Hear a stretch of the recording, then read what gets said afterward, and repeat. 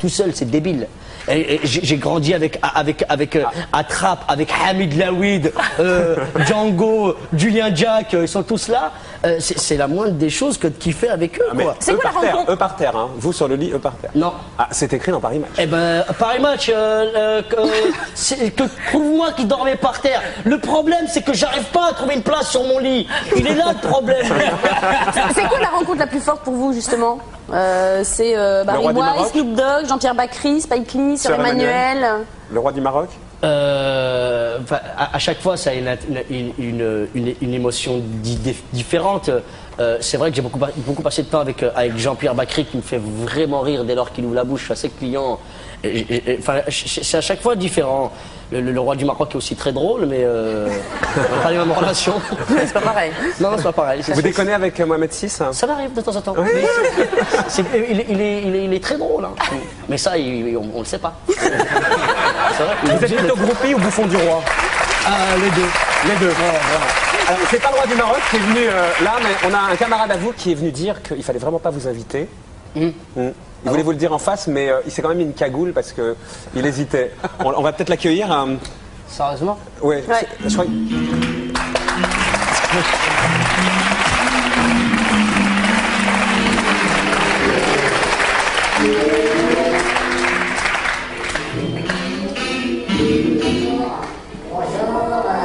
Merci de m'avoir invité.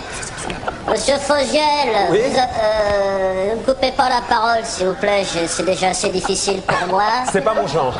Oui, je vais te la fermer, tu vas voir. Alors, Monsieur Fogiel, vous avez invité sur votre plateau l'humoriste musulman Jamel Debbouze. Bravo, de mieux en mieux. Le service public. À l'heure où le terrorisme, monsieur international, menace nos femmes et nos enfants, vous trouvez judicieux d'offrir la parole à ce moudjahidine du rire? Qu'est-ce que j'en suis, moi?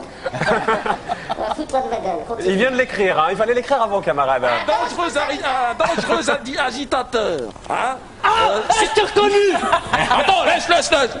Certainement à coquiner au milieu d'intégristes, enfin j'en parle. Avez-vous seulement pris, monsieur Fogiel? Oui. Avez-vous seulement pris la précaution de le fouiller avant qu'il rentre sur ce plateau? Je vous pose la question. Oui, plusieurs fois. Ariane s'y est prêté. Oh non, pas la peine de me répondre, je vous vois d'ici, l'embrasser, se renifler le cul, on connaît. C'est le show business, tout va bien, pauvre France. Mais qui vous dit qu'il ne cache pas sous son blouson je ne sais quelle bombe artisanale? Imaginez qu'il se fasse sauter en direct, je vous pose la question. Imaginez la ménagère de 50 ans et plus. Qu'est-ce qu'elle va imaginer en voyant du sang et de la viande un peu partout? Non, monsieur Fogiel, vous me désespérez.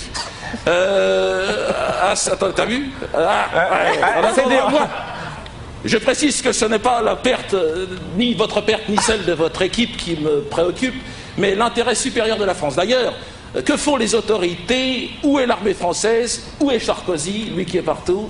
Aujourd'hui, on ne le voit pas. La présence de Jamel Debbouze sur ce plateau est une provocation insupportable. Un acte antisémite auquel il vous faudra répondre, monsieur Fogiel, auquel il vous faudra répondre. Je ne dis pas ça pour... je ne dis pas ça pourquoi d'ailleurs. Tu veux un coup de main? Non, taisez-vous.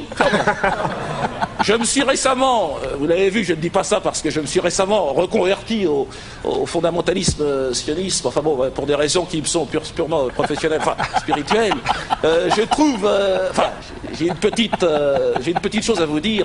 Et d'ailleurs, j'encourage les jeunes gens qui nous regardent aujourd'hui dans les cités pour vous dire, convertissez-vous comme moi et essayez de vous ressaisir. Rejoignez l'axe du bien, hein, l'axe américano-sioniste. Ça me paraît important, hein, qui vous offrira beaucoup de débouchés, beaucoup de bonheur et surtout le seul axe qui vous offrira la possibilité de vivre encore un peu. Hein. C'est un peu une improvisation peut-être, non? Attends. Mais après tout, j'accepte de vous rejoindre sur ce plateau. C'est pas pratique pour discuter. Non, c'est pas pratique. Oui, c'est ça. Et j'accepte votre invitation.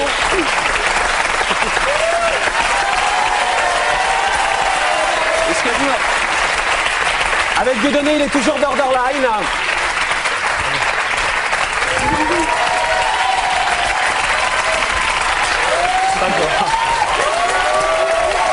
Un texte écrit dans les coulisses avant d'entrer sur scène. Je vous ai donné. Vous connaissez Charlie et Dino? Comment ça va, oui? Nos enfants ont joué ensemble sur la plage. Vos enfants jouent ensemble sur la plage? Oui, on part en vacances avec Dieudonné. Ah oui, c'est une grande famille, les comiques. Moi, je suis super content de voir Dieudonné. J'ai jamais eu l'occasion de lui dire. Là, je te le dis, il y a la télévision, il y a le public, j'en profite. T'es le meilleur. Dieudonné qui voulait former un gouvernement aux dernières présidentielles. Ouais, Julie, je suis Premier ministre. Hein. Moi, je te suis, quoi qu'il arrive. Ouais, Jamel, mais voilà, moi, c'est tout ce que j'aime beaucoup dans l'humour et dans cette génération qui arrive. Moi, je suis. Alors là, je Vous te considérez renvoie- de la génération d'après? D'avant. Oui, d'avant, Je enfin, me oui. considère comme étant plus Le côté vieux. grand J'ai frère, presque 10 ans de plus. Hein. Je vais sur mes 40 ans. Tu les fais pas, hein. tu les fais pas. Mais non, j'aime beaucoup. Puis je trouve que c'est nul de dire qu'on aime bien les gens, mais enfin c'est vrai que je lui dis aussi, j'aime beaucoup. Comment vous ce êtes qu'il fait. rencontrés tous les deux? Bah, Boulevard Ney, non? Ouais. Bah, il se trouve qu'à un moment donné, j'étais dans le Crépus pendant 55 ans. Voilà, j'ai fait de la. Oui, j'étais proxénète. Ça te fait peur, hein? Ça fait peur, je te fais peur.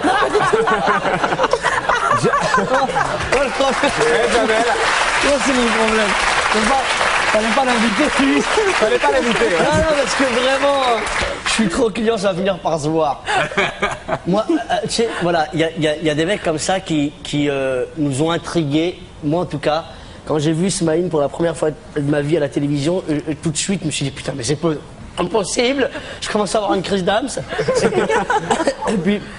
Et puis Dieudonné, il a enfoncé le clou parce que il y avait des beurres et des noirs à la télévision, mais qui parlaient jamais de nous comme il fallait. Enfin, excusez-moi pour les autres, mais vraiment, là, il y avait des mecs qui étaient là pour nous représenter. C'est pour ça que c'est un terme qui est repris par tout le monde. Alors représente. On avait besoin d'être représenté et Dieudonné le fait merveilleusement bien. Et je le suis pas à pas comme ça. Quel type de rapport vous avez avec Jamel? De grand frère? Ouais, enfin moi je me sens très proche parce qu'évidemment il parle de trucs qui me concernent directement. Je suis très content et fier parce qu'en même temps je me dis ouais ça change, les choses évoluent et puis le discours a vraiment changé. Je pense qu'on était à un moment donné c'était dur pour ceux qui étaient avant nous aussi, mais il y avait un côté un peu alibi quoi, le nègre ou l'arabe de service. Exactement. Et je Exactement. pense Ils n'avaient pas trop le choix finalement. J'en ai parlé avec Smaïn un peu qui me disait que finalement il était obligé un petit peu d'aller là où on lui demandait d'aller. Et aujourd'hui, nous on a la chance d'être un peu on n'a pas de patron quoi. C'est là notre force. Et sur le côté engagé de Dieudonné? Alors voilà, je suis moi je te dis, moi je suis un fidèle partisan de judo. Je commence à suivre pas à pas un petit peu. Vous vous engagez un petit peu? Eh ben ouais. Sur scène? Ouais.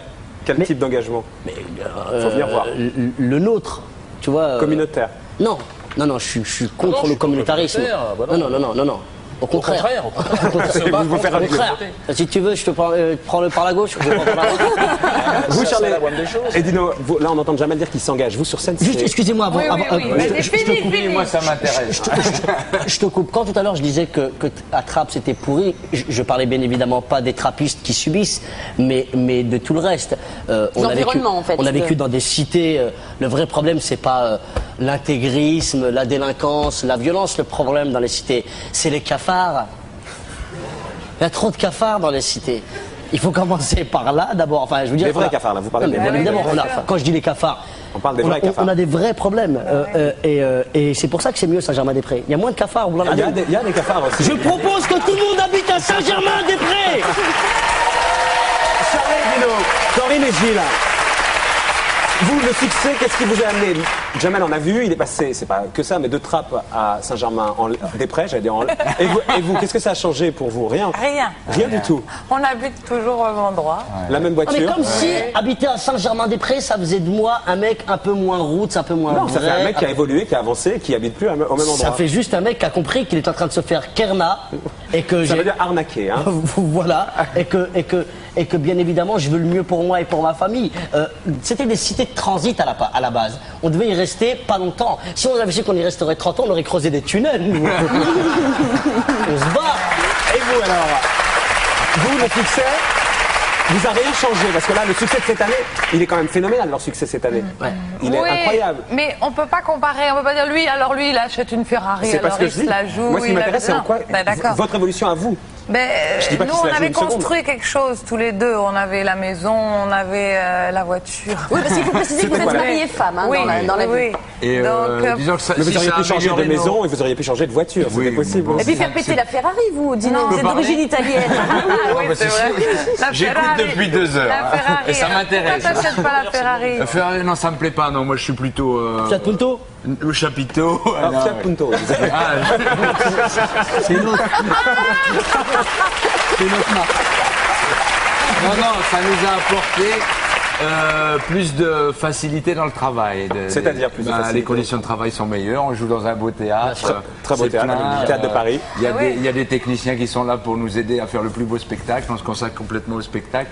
Moi, c'est ma vie, quoi. Quand il dit, moi, je voulais faire ça, je voulais faire ça, je voulais être sur scène. Aujourd'hui, je suis sur scène. Il y a 1150 personnes tous les soirs. Il y a des chaises à qui partout, on donne le meilleur de nous-mêmes. Et à parce votre qu'on avis, est dans les pourquoi ça meilleures marche conditions. aujourd'hui pour vous? Parce que On sait pas. Oui, pardon, vas-y. Non, non, parce que Judo est là et vraiment c'est important de le rappeler. Et il est sincère tout le temps dans tout ce qu'il fait et c'est un vrai moteur pour lui.